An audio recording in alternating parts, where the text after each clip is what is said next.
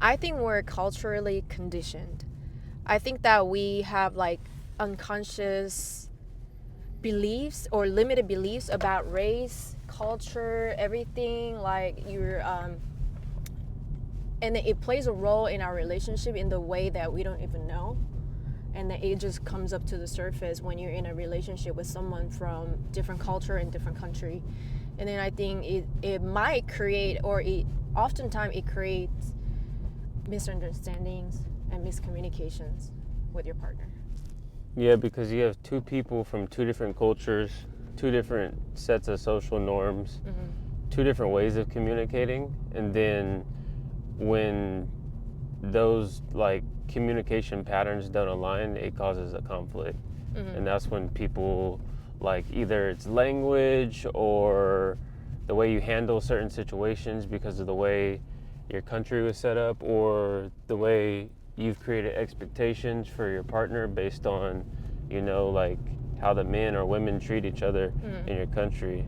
And then I think from my culture, Asia culture, we're kind of judgmental, and I think it's just kind of like natural our culture, you know, that it has elements to it.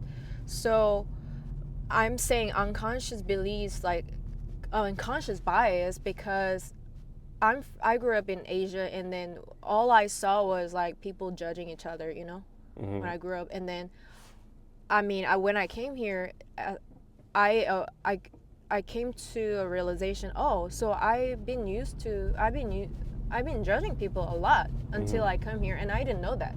And then it kind of also affected my previous relationship because I was judging them in the way that I didn't even know. So that's like culturally conditioned. Until you aware of what it is and where it's coming from, then you always gonna feel like have some type of disalignment, you know. Yeah, with your partner. And my culture is very fear-based, like being black in America. There's always like, even approaching a relationship, Limiting beliefs. there's always limiting beliefs because because of this, I'm black, so these type of things happen, or I'm black because, or I'm like Unknowingly though, right? unknowingly. Yeah. Just being black, You're it's not like trying to be like that. Yeah. It's just like you're conditioned in some ways because of the history. It's in the back of my mind. It's Yeah. in the back. It's the way my parents grew up. It's the way they raised me. Like, oh, you can't do this because you're black, or because you're black, you need to act a certain way. You know? And then if you don't understand where they come from, it's really hard to maintain your interracial relationship. It's like me trying to say, like, oh, you shouldn't judge them, but if you come from a judgmental culture, I can't really understand that the same way you do, and vice versa. Like, you don't know what it's like to be black in America. It's like there's certain things, there's been certain situations. Yeah, you will never understand until you walk in that person's shoes.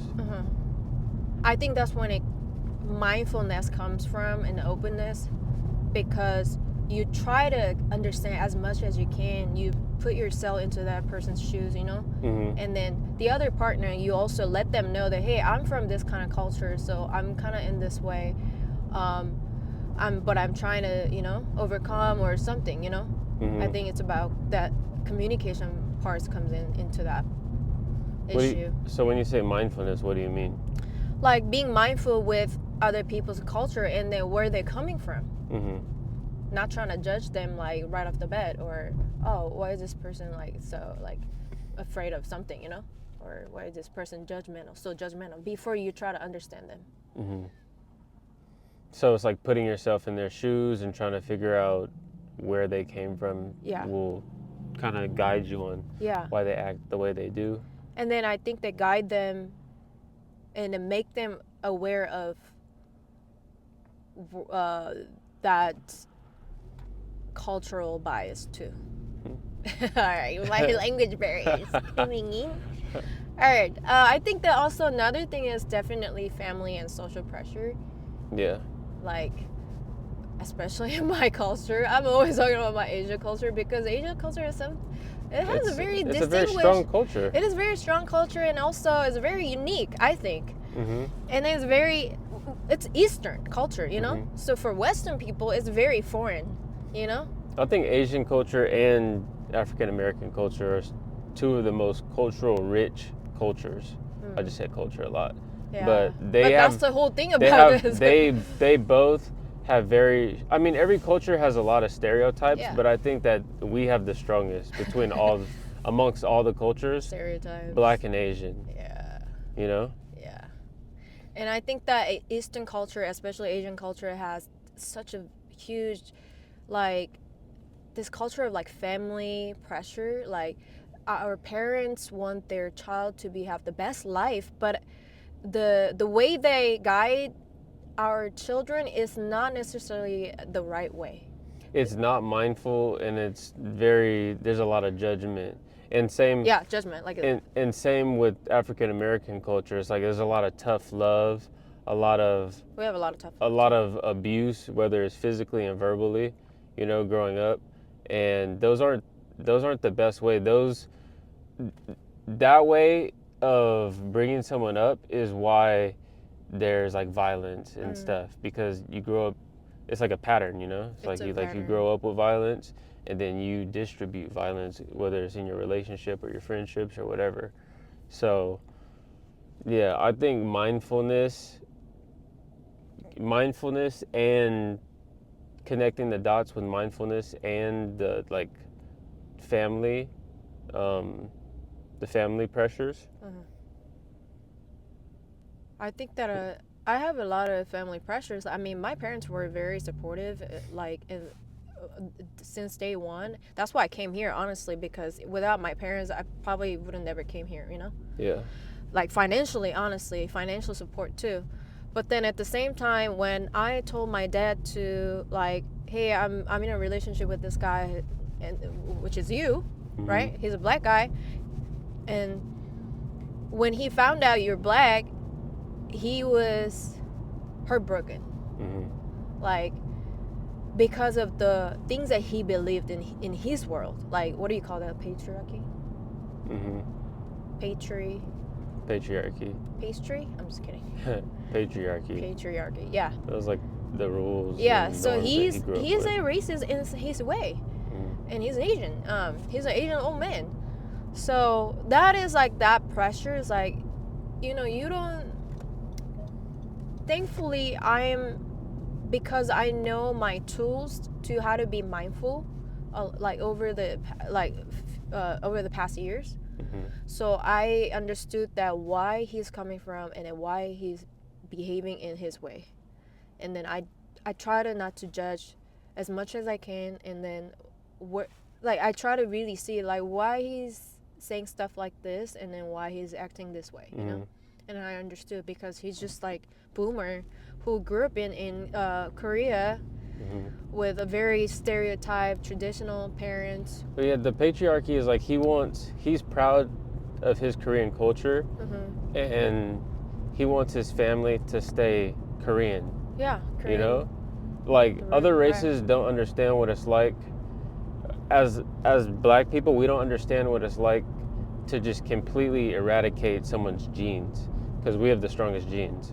You know, like if you're even a quarter black and the rest is Caucasian, you're still gonna have black features.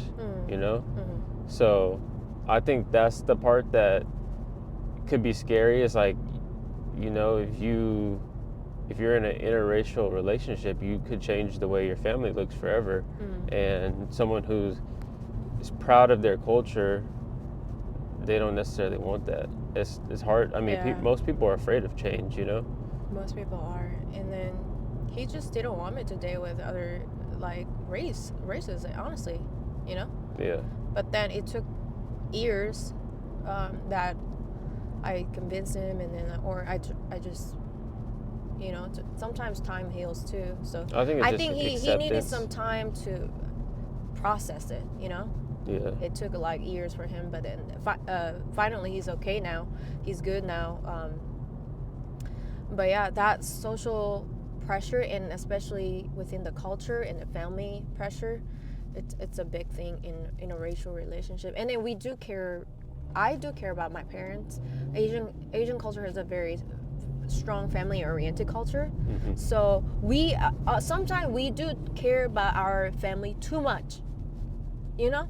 I think most people do. But I'm saying this because if I cared about my dad and his decision too much, I probably stop pursuing our relationship.